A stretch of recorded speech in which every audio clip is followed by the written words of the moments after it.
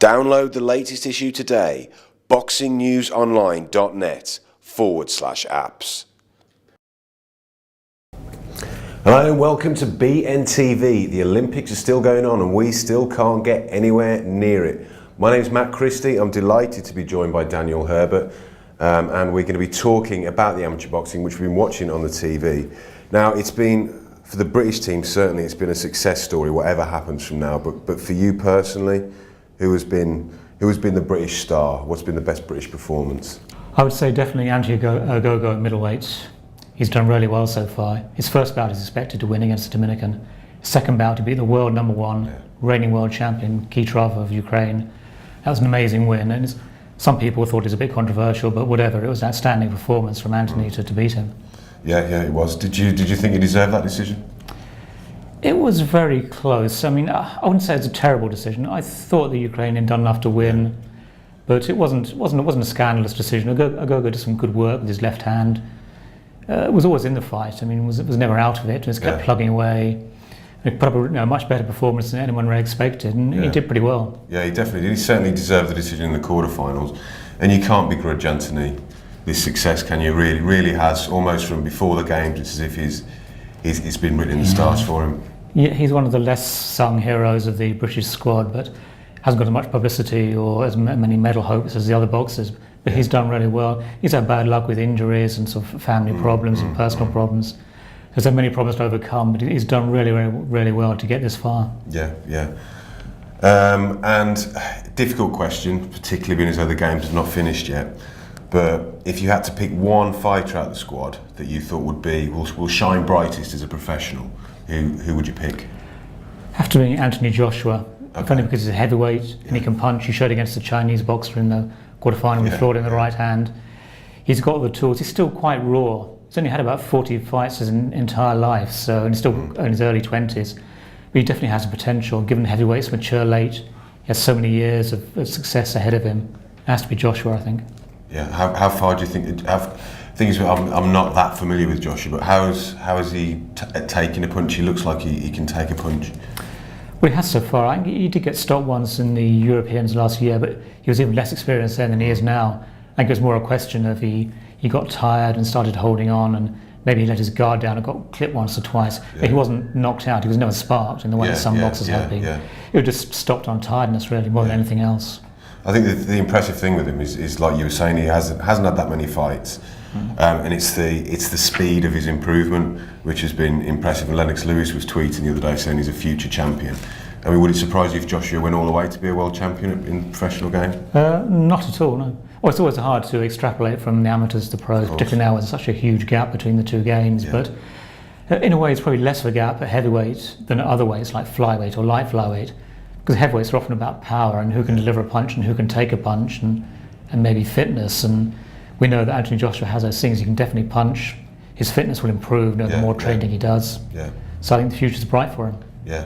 Let's hope so. Let's take the British team out of it and let's look at the game, the competition as a whole, boxing as a whole. Who has been the star for you?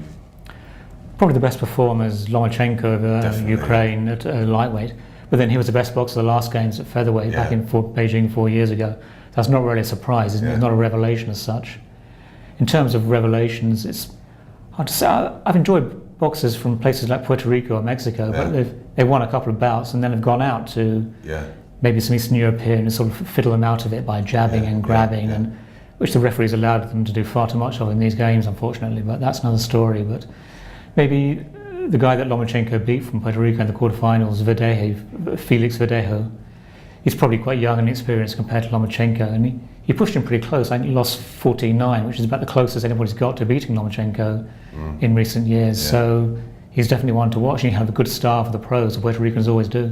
Do you think Lomachenko's on target for the Val Barker Trophy? In terms of talent, very probably yes, but the way things work, it's a very political decision. They tend not to give the award to the same person twice in a row. Once you've won it once, that's it, that's your lot, and you can win the gold medal twice or 3 times, but you won't get the Val Barker more than one, so they'll probably give it to somebody else. Okay. We also we had something new in this Olympics. Olympic boxing was women's boxing, which according to John Dennon was fantastic atmosphere. I mean, we've watched a bit of it. But Katie Taylor was really, really impressive. I know Katie Taylor impressed you, Dan. I mean, she is a fantastic fighter, isn't she? Oh, she's superb. Yeah, I'm going to have to say this, but she boxes like a man. But I mean that as a great compliment.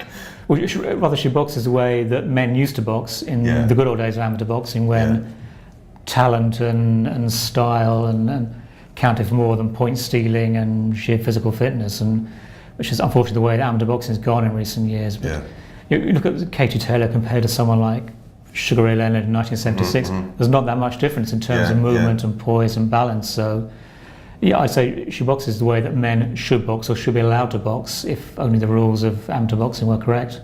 Yeah, I mean, that's quite a comparison, Sugar Ray Leonard and Katie Taylor. I'm sure she'll be happy with that. But she certainly deserves it. She has been fantastic so far. Get involved with all the best boxing banter at our forum, and that's forum.boxingnewsonline.net. Do you think for boxing fans or people involved in boxing in America, it's a worry, and it's a worry for boxing's future in the country? It's always been the capital of the world. Las Vegas has always been the fight capital of the world. New York before that.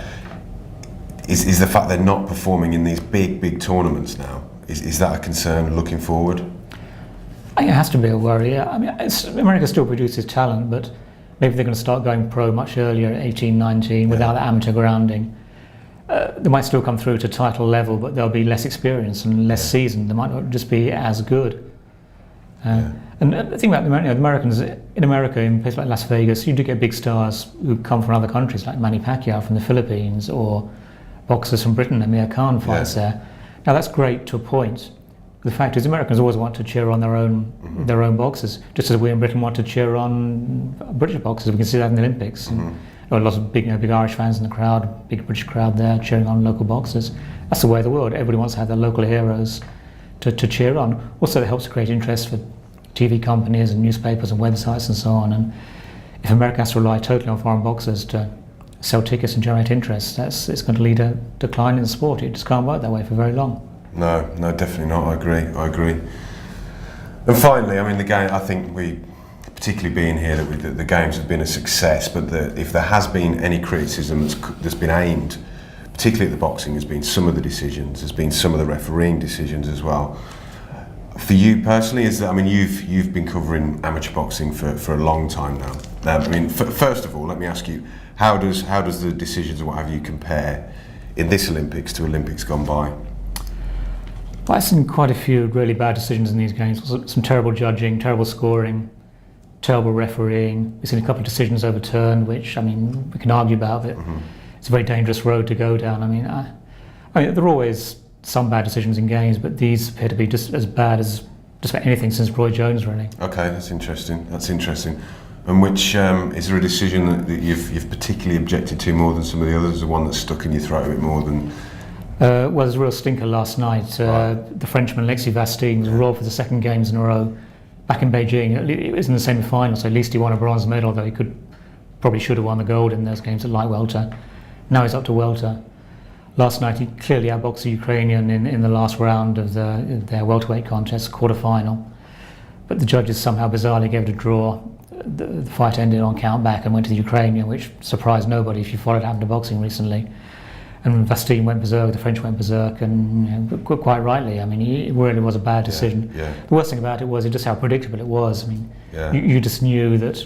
Well, I think Vastine was probably slightly ahead after 2 rounds, but it was level, so I thought, oh, well, here we go again. And of course, that's the way it worked out. Vastine clearly won the last round, but judging by the score, they just weren't going to give it to him. Just had to give it to the Ukrainian. It was not bad, but he definitely lost last night, and the French went crazy because he was their last boxer and had a chance for a medal. So now France had 5 boxers here, no medals at all. So that's a real disappointment for them. Also, it's terrible for boxing as well, because it was just such a bad decision. Everybody could see that Vastine deserved to win. I mean, Teddy Atlas he's quite passionate in this week's column in the magazine, and he talks at length about this, and it's well worth a read. But he talks about that, and it's quite interesting that some of these decisions, they're just breaking fighters' hearts, and they've worked for so long to get to this level, and then it's almost as if it's out of their control. I'm sure anybody could take it if it was fair, But when it's seemingly not fair like that, it must be even harder to take. Yeah, and it's so galling. As I say, you spend 4 years of a life training for this. This could be the one shot you get at Olympic glory.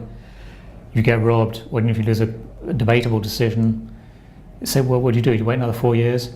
For example, Manny Pacquiao, many people thought, me included, beat Tim Bradley back in June, but Bradley got the decision.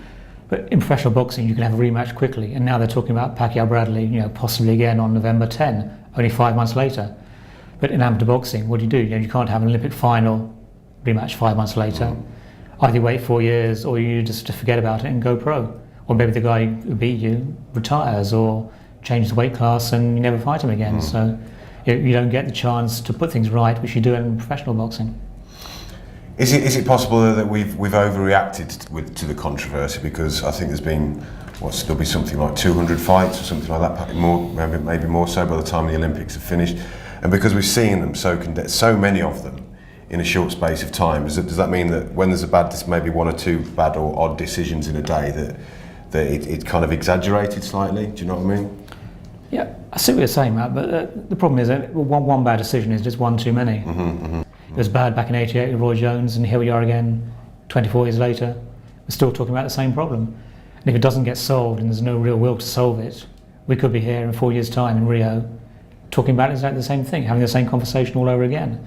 There has to be a will on the people who are capable of changing things to actually want to change it, and that doesn't seem to be the case. It is very disheartening. Yeah, no, I agree. Okay, so let's hopefully end on something a little bit more positive, because a lot of good has come from these games. Going to be some crucial matches over the weekend. Out the guys that are going for gold, I mean, there's still a long way to go yet. But who do you expect this time next week will be saying, that they got the gold medal at the British Games? I've been looking out for Luke Campbell as a Japanese in the semi-final, which is one he can and should win. Anthony Joshua, I certainly hope so. He has a talent. I mean, provided he progresses, he was better in the second fight than he was in the first, and provided he continues to progress, he could go all the way. Apart from that, I mean, Anthony Gogo's had such a brilliant tournament. You just never know. And you could say, well, the guys remaining in the middleweights are tough guys, but then he's beaten a tough guy already just to get to that stage. So who knows? Could go all the way. Maybe even Tom Stalker. Yeah. Who boxes again in the quarterfinals still tonight, but I mean, he's ranked number 1 in the world. He's won medals every tournament he's ever been to, so it could even be Tom. Okay, well, let's hope it's Tom, and let's hope it's more than just the one as well. And hopefully next week we'll be talking and looking back on some gold medals. But thanks for watching this time, and we'll see you all next week for another BNTV. For all the latest news from our man at ringside at the Olympics at London 2012, go to boxingnewsonline.net/Olympics.